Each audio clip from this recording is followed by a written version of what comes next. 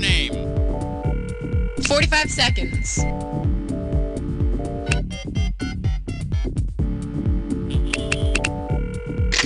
Player 2, step on up.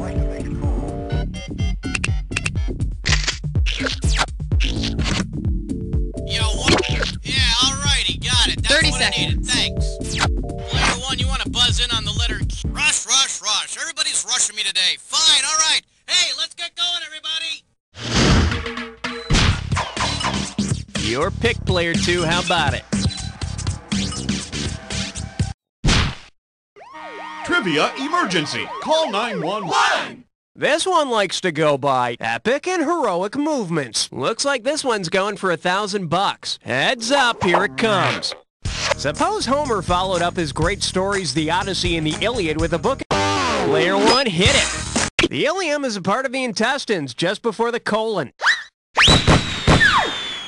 It's a long story, but it passes really quickly if you just sit down, relax, and think about how proud you'll make your mommy when you're all done. Player 1, hit me with the category.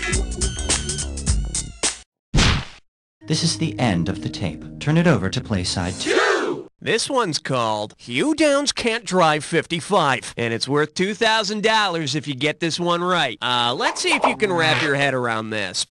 Say Barbara Walters does a news special about the minimum vision requirement to own a driver's license in most U.S. states. What would be an appropriate name for the show? 2010, 2020, all you 2010? Your mind must be on a space odyssey.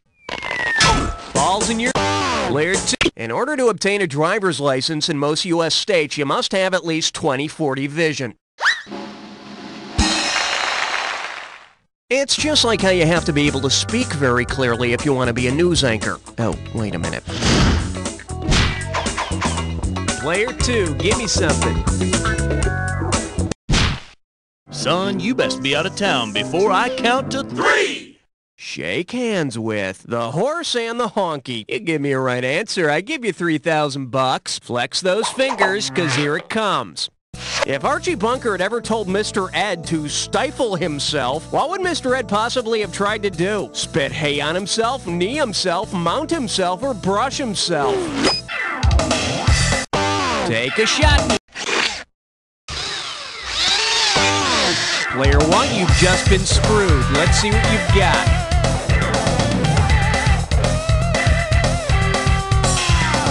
A stifle is the joint at the top of a horse's leg which corresponds to the knee of a human being. Of course, being an intelligent creature, I'm sure Mr. Ed would just need Archie instead. Hey, Player 2, right back at you with that screw action.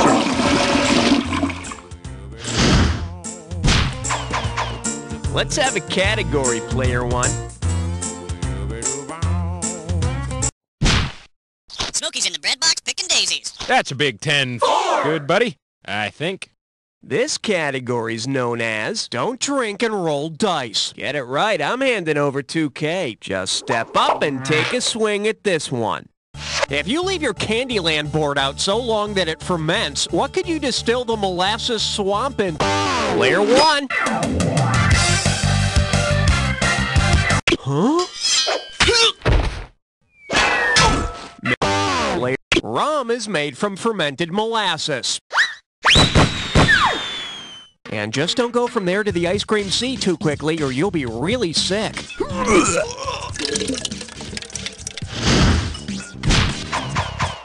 Category time. Player 2, it's your call.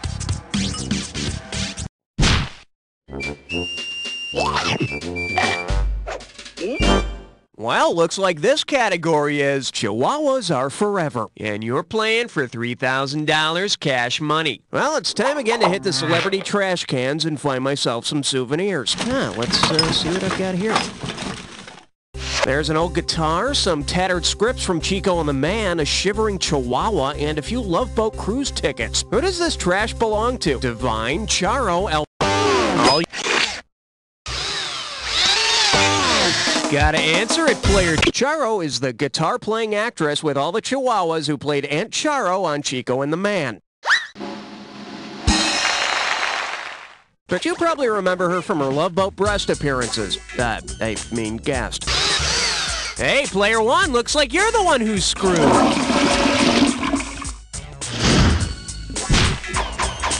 Player two, take your pick.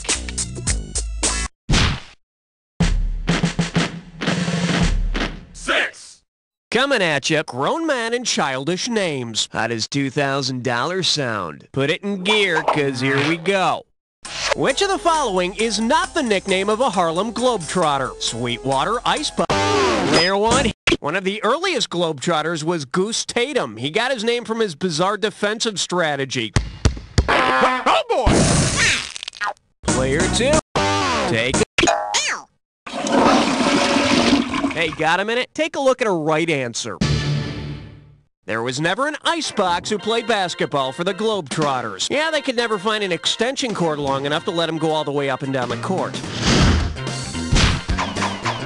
Player one, give me category. Uh-oh, left nut kick, I'm sore. It's time for a Triple S mess fun. Your gibberish category for today is, what's this bird doing in my Fruit Loops? How about $5,000 to start this gibberish question? Now listen up. Every second and a half, some of the cash is going to disappear, so if you want to win big, you got to be quick. Okay, what does this rhyme with? See tall fat toucan free, and ignore the punctuation. Now or never, player two, start.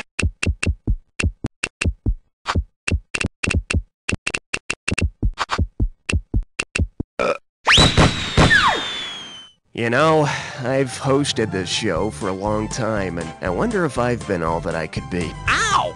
Man, this goiter is being all it can be, that's for sure. Good God!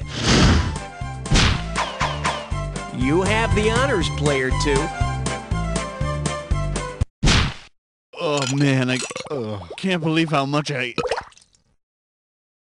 And I believe this one's called... No, really, stop thinking about tomorrow. You get this one right, and it's $3,000. Hey, remember when President Clinton used that Fleetwood Mac song, Don't Stop, during his presidential campaign? Well, considering President Clinton's middle name, which of these TV tunes would have been most appropriate? Player two, it's... President Clinton's middle name is Jefferson, and moving on up is the Jeffersons theme song.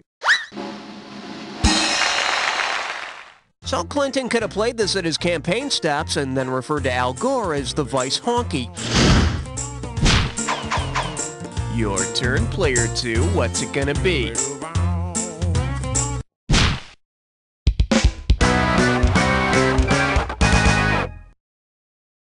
Open wide and get ready for... We are liking this Howard Stern of yours. $2,000 says you don't know this one. Put your tray in the upright position. It's time for takeoff.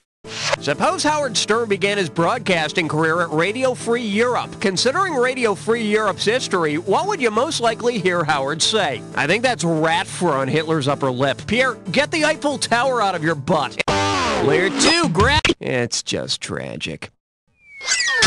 Player one, you... Player...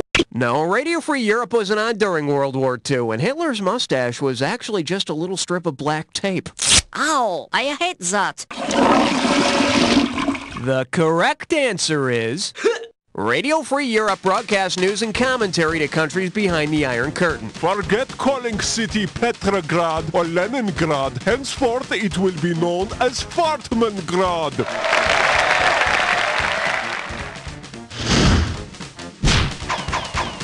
Player one, it's up to you. What's next?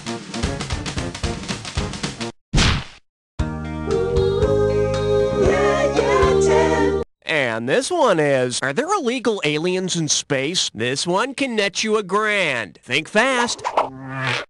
If all Vulcans were vulcanized, then... Player one, hit it. Vulcanization is the process of adding sulfur to rubber and then heating it to prepare it for use in manufacturing. Damn your logical brain, Spock. You're heartless. Remember, Dr. McCoy, I am rubber and you are glue. That's it for round one. Let's go to round two.